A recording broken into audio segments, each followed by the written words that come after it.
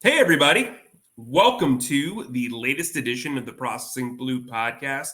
I am Mike Kaye, your Panthers beat reporter, and your other Panthers beat reporter, Alex Zietlow, is right next to me. If you're So, watching online on video form, he is to my right.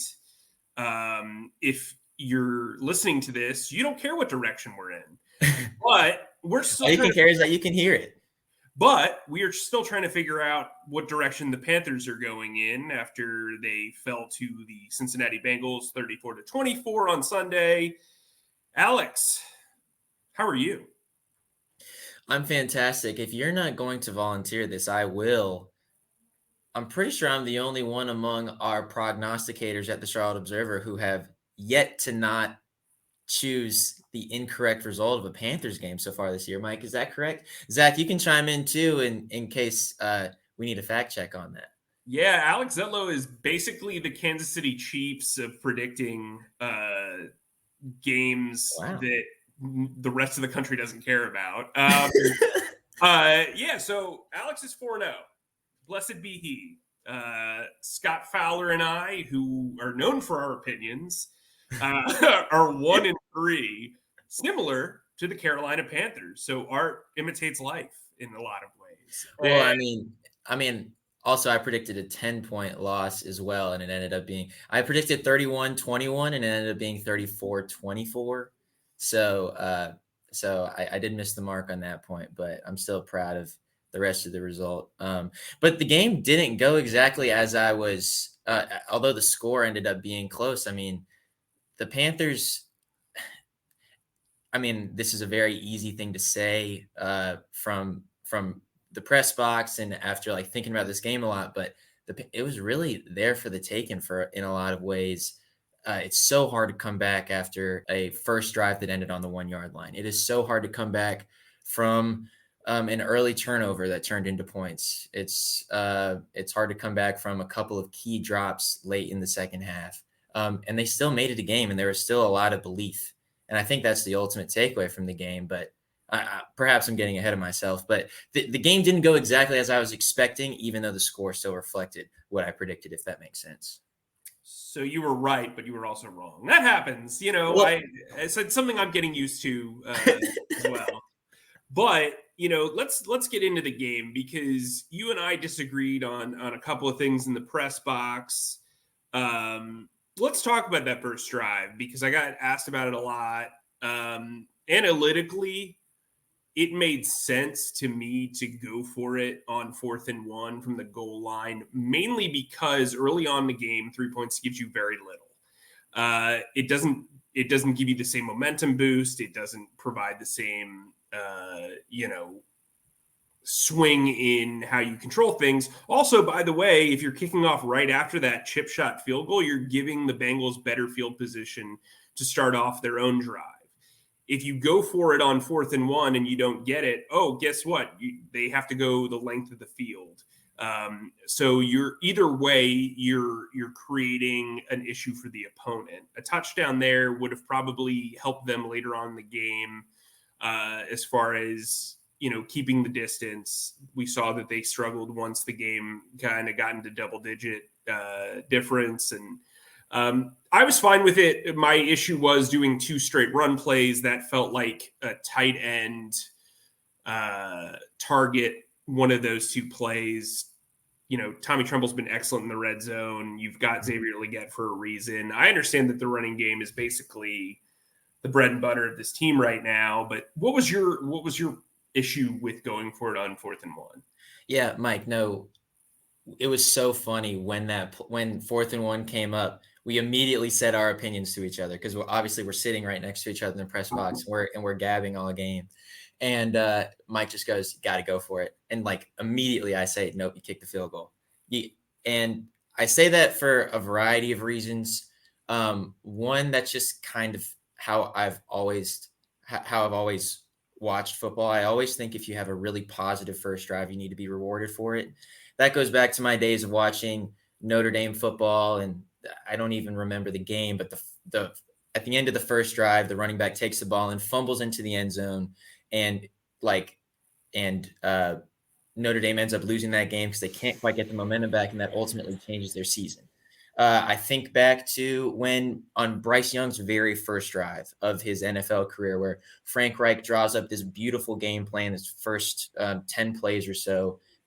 He's throwing the ball, and I remember, and we were going to write a story. Hey, this is what here's Bryce Young's first touchdown pass. I was going to write a quick separate to get it up online immediately, and Scott Fowler and I were in the Atlanta press box, and Scott, like 5 plays into the drive, Scott goes, "Hey, you might have to write that story soon."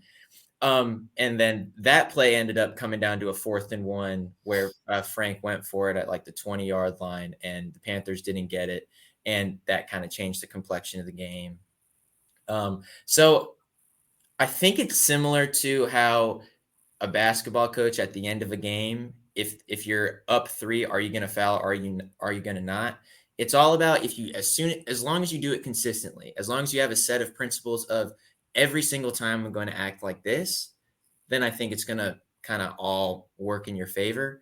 But and so applying that principle to Alex, who doesn't have to make any calls and who can just sit back and say I was right or I was wrong, I'm team reward your offense every time, and because you also reward your defense as well. But your analytical points make a lot of sense too. I was also a little skeeved out because I think on that second down, Robert Hunt came up a little gimpy. He was holding his hip on that play deep in the red zone, in that 4-down series. I know they ended up running behind Chandler Zavala and Austin Corbett on that, so it was on the other side. But still, I was just like, just make sure to reward your team. And that's kind of how I always looked at it. But at the same time, the Bengals then get a couple first downs, but have to punt because they have to go so far down the field. And the Panthers end up it ends up going okay for them. So, I mean, I don't know. I understand why that's such a big talking point after the game, but I was just kind of curious. I asked Dave about it after the game because I was just curious into his mindset, and I was curious into how he approaches it. And I feel like if he was presented the same thing again, he'd go for it again. And I think that's well, here's how I know he would, because they called the fake punt throw. Yep. I think when you're a team that is rebuilding and the expectations don't exist and all that stuff, it pays to be aggressive, especially when you're playing a mediocre opponent. The Bengals came in here winless. The Panthers had momentum from the week prior. Here's the thing. Here's how you're rewarding your team by going for it. Even if you don't get it, you're setting the defense up for success. And that drive did set the defense up for success. Yep. The Bengals wouldn't punt again for a while because they were overmatched throughout most of the game. I think, listen, I have no problem going for it on 4th and 1, as I've just stated. My issue was the play calling, which was actually a rare blip for Canales, because I actually think that he and Brad Idzik designed a very good call sheet for this game. They were using mesh concepts, rub routes, getting guys open, manufacturing open guys. There was one play, one of Andy Dalton's one few misses where there was a fake run where Miles Sanders was able to manufacture getting open in the flat, and Dalton just missed him by probably a couple of feet, but that play would have gone for 10 or so yards. I believe it was 3rd down. I'm trying to remember what the exact play was in my brain. Yeah, I vaguely remember it. Yeah. But I thought they did a lot of good in getting guys open. I thought it was a watchable game, right? We were in there. It was competitive. Oh, yeah. The Bengals and the Panthers were competitive. And I think that's something that was missed last year. Whenever they were competitive, it was an extremely low scoring game. Yeah. There was very little pomp and circumstance. And listen, I mean, the Panthers are trying to get the will back of the fan base. I made the joke that there was so much orange and black in the stands on Sunday that it reminded me of a former Circuit City that was taken over by Spirit Halloween. You know what I mean? Every time you see a place that's gone out of business 2 months later, it's a Spirit Halloween. It could be the middle of June, but they seem to take over. Wow, your joke was a little deeper than I gave it credit for. Then Yeah, there you go, man. it was lost on me. I'm sorry about that. No, that's okay. You're probably used to it at this point. Let me But just be clear. Like, Mike fires so many jokes in the press box. Like, obviously he's paying attention to the game and stuff, but he has just like so many like quips that are in him. I can only imagine how many quips he holds on to, because not a lot. he's got them coming out of his ears. Well, it does make the game quite compelling, even when the product isn't as compelling as it was last year. Well, speaking of Spirit Halloween and things that are spooky, let's talk about the defense, okay? Because there were some clear breakdowns from a tackling standpoint. This team is not good at tackling. They are not. It's been proven. You can say. What makes you say that, man? Well, I think when Jamar Chase bounces off of 3 veteran defenders on his way to a 63-yard touchdown, it's proof positive, right? Like he's a pinball. That was, I mean, when I saw that play, initially I was like, wow, Jamar Chase is a wonder. And then you watch the replay and you're like, wait, what's going on? I mean, it was like Sonic the Hedgehog, but when they slow it down so that you can see every movement that he made. You know what I mean? Like, it was like yes.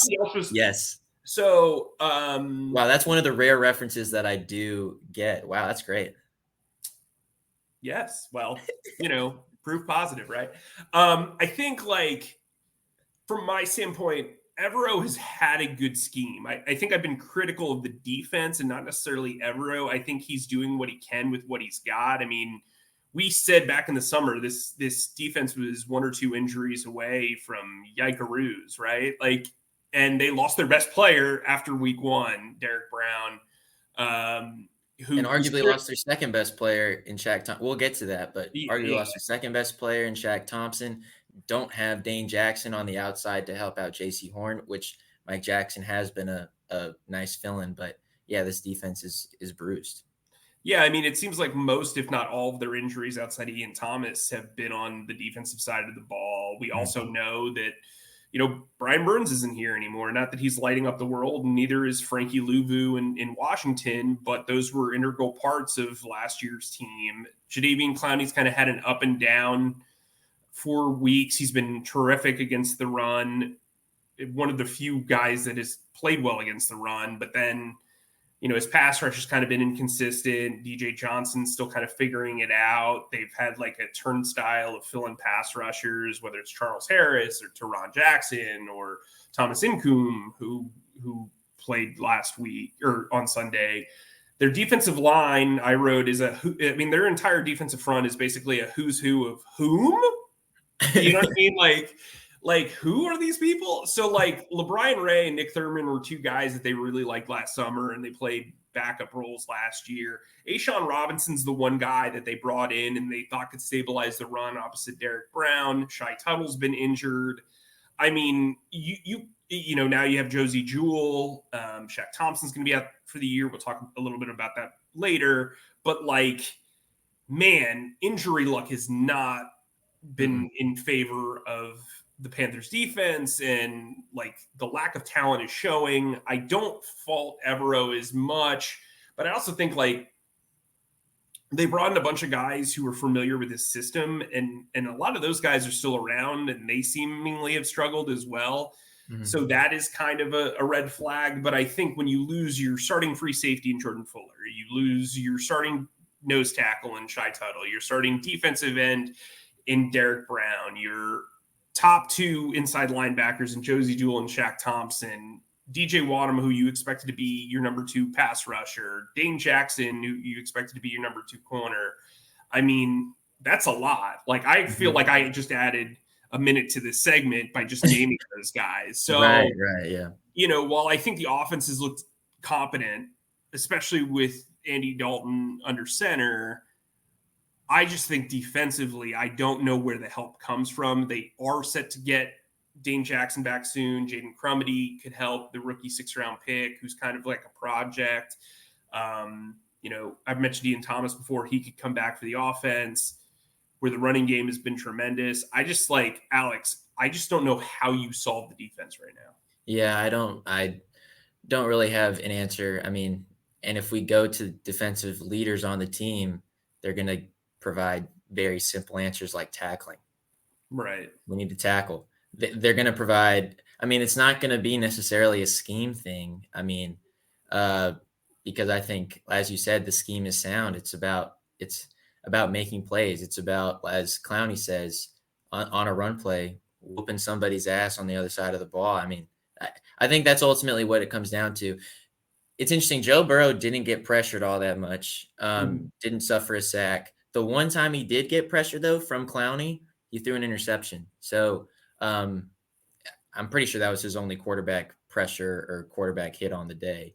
And it led to a Xavier Woods interception. So, I mean, and also you can also tell that defensive players are swiping at the ball, are really making attacks on the ball this year. I mean, there were a couple times when a play was called, or at least there's one that is sticking in me, where a player was called for forward progress, but it didn't really look like it in real time. In slow motion it did, and JC Horn was still swiping at the ball and eventually jarred it out. So I think the coaching is sound. I think it is a matter of getting your playmakers back and getting someone to the ground and wrapping them up, and not just shouldering them and hoping that they kind of knock over. I mean, that's where it comes down to. Is there something on offense? So we talked a little bit about what went right on the offensive side of the ball, and then we debated that 4th and 1 call. Is there something that went right on offense that you were like, okay, this is really encouraging? Yeah, I mean, I think the running game, right? I mean, Yeah. Chuba Hubbard back-to-back 100-yard rushing games. I think I had a stat on Twitter through the last 2 games with Andy Dalton under center. He's rushed for 218 yards, caught 77 receiving yards, and his 2 total touchdowns. Like, Chuba Hubbard's a guy that I've been banging the drum all summer, and I think he is really earning himself some money through this first month of the season. He obviously needs to stay healthy. The offensive line has helped, but he's been really incredible running behind Robert Hunt. I mean, I know Zavala was in there this past game, and I actually thought Zavala played relatively well outside of that 4th and 1 play. So, yeah, I mean, I think you've got to hunker down. You've got to lean on the running game, and I think that's something that Canales really wants to do. Canales really didn't have a running game last year in Tampa Bay, so I think it helps that Chuba Hubbard's so well adjusted. I thought Miles Sanders flashed quite a bit as well. He's starting to get going. Obviously, Jonathan Brooks, we're kind of waiting on that one, but 21 personnel. Yeah, that was something that I always favor doing things that other people aren't willing to do, especially when it involves pre-snap disguise. Their ability to use Miles as the F player and move him around and make you look. I've told this story before. I was at his pro day at Penn State where he basically was forced to line up as the slot receiver for Trace McSorley because Penn State didn't have enough guys who were qualified to be at the pro day. And him as a slot receiver basically got him drafted by the Philadelphia Eagles, the stuff he was able to do as a pass catcher. And I think now that Chuba Hubbard and him have both shown that they have improved hands, I think moving those guys around, especially Miles Sanders, because he's so shifty, it helps you with pre-snap looks. It also allows you to use 11 personnel concepts in 12 personnel looks. So what I mean by that is, in 21 personnel looks. So which they've done with 12 personnel looks as well. So what I mean by that is if Miles Sanders is lined up in the slot, you could look at him as either running a slot receiver's route, or he can move back in motion, and then you have 2 guys in the backfield. So you're trying to get mismatches. If a team is using their nickel personnel and you've got 2 running backs, maybe it's more advantageous to run there. If they're putting out their base package, which technically the nickel has become the base, but if they're putting out, a 7-man front and you've got the opportunity to kind of smash into them, well, maybe you get a mismatch in coverage and Miles Sanders goes out and runs a route or becomes a decoy or becomes the hot route. So I think that's kind of interesting what they're trying to do. Not to get too inside baseball or inside football or whatever there, but I think that's really interesting. But obviously the big news coming out of this game is that they're losing Shaq Thompson basically Yeah. for the season. He tore his Achilles. Josie Jewell is also dealing with a groin and hamstring injury. That's a double whammy of soft tissue injuries. I know that the fan base is going to be up in arms about the turf grass debate. I mean, we don't know that. You know what I mean? Like, there's no way to quantify. Well, part of the reason why the fuel has been tossed on the fire was because it was a non-contact injury with Shaq. Sure. It was also a non-contact injury for Deontay Johnson, who appeared to re-aggravate a groin injury that made him show up on the injury report earlier in the week in practice. And he had it was just like, it was one of those things where Xavier dropped the ball, and everyone was like, the drive won't be sustained. And then you look down on the field, and it's like, oh, Deontay Johnson's also on the ground. Yeah, he was like one of those, like when you go on vacation, you go to a pool and there's like those water torpedoes, like where they just like sink like that. That's like, it was scary. It truly was. And then he's back in the game like 3 or 4 plays later. Right. Me and you, obviously, we were just like, okay, like, do we write Deontay? And because it looked that bad, and you were just like, yeah, go. And I started doing it, and then he's like grimacing on the sideline, can barely walk, can barely do anything. He's like trying to stretch, and then he like goes in the game a couple plays later, and I'm just like, wait, didn't what? he score the touchdown after that? He scored a touchdown, and I was like, what's going on? I mean, it does remind me of a practice before the season where Deontay goes down and he's limping off the field, and all the beat writers put out on Twitter, Deontay Johnson's hurt. And then he re-enters the game and he re-enters the practice and he looks completely fine. And we all have to update our Twitter followers there. And so that's funny. I mean, maybe that's what maybe that's what he does. He he can play through pain real easily. I don't know. Well, I mean, look at Robert Hunt. Robert Hunt, he was getting worked out. He was on the ground during Friday's practice, and then magically he plays literally the entire game against the Bengals a couple of days later. But anyway, let's talk about Shaq. Because turf aside, the reality of the situation is they're going to be down at least one inside linebacker, probably 2 for the foreseeable future. And what that means is rookie 3rd-round pick Trevin Wallace, who I've been pushing to get playing time for a while. He's played on defense in his own sub package the past 2 weeks. And Claude and Chirilis, a special teams ace, are probably going to get the bulk of the snaps. They have Chandler Wooden on the practice squad. It would not shock me if they went out and brought in another inside linebacker from another practice squad. I don't know. It's interesting. Like, I think this defense is between 2 doors, right? Like a youth movement and trying to get the most out of Evero while you still got him. And if the defense continues to play this way, I don't know if he'll be guaranteed that head coaching job this year. And so what I would say is, how much do you think this impacts the defense? Because Shaq Thompson was playing exceptionally well and was one of the few sure tacklers on the team, in my opinion, along with Josie Jewell, through this first month of the season. Yeah. And I don't exactly know what you do. What we do know is Trevin Wallace will probably be calling the plays. He'll be the one calling the plays. So a rookie will be out there leading this defense. And I mean, I will say, and perhaps this is a function of time and place in the game, of circumstances, of whatever. I didn't see a huge drop off in defensive performance once both of the inside linebackers were gone, and perhaps that was a function of my naked eye just watching the game, and the Bengals were able to move on the Panthers pretty good all game with a lot of consistency.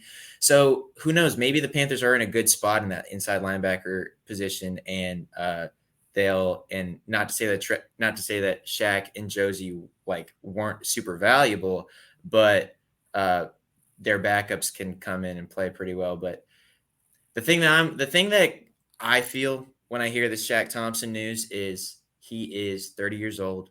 He is preseason was already getting questions about retirement. He has already dismissed those notions of retirement on his Instagram story. He knows he's going to be back. He actually said in the preseason that he was going to try to squeeze out 5 more years. But it's more of like a heartbreaking thing because you saw it last year. You were in that despondent locker room when he went down in New Orleans, when he was carted off the field. You saw how his teammates responded and how devastated they were for him. And just from a human emotional side, and seeing someone in the twilight of their career go down like that, it's heartbreaking in that sense. I don't exactly know how it's going to impact this defense because we haven't seen it fully yet with a clean slate, a clean score sheet. But I guess that's something we'll see this week in Chicago. Yeah, I think Trevin Wallace will be better equipped in coverage than his two predecessors, but they've had trouble stopping the run. You've got to hope that he can seek and destroy as a linebacker, and that was something they liked about him, that he had kind of like untamed instincts, and I think that that's kind of interesting. I also think, Shaq's on the final year of his deal, and so you need to see what Trevin Wallace is, and I think this will give them an ample opportunity to do so. But you brought up Chicago. Let's kind of get into it.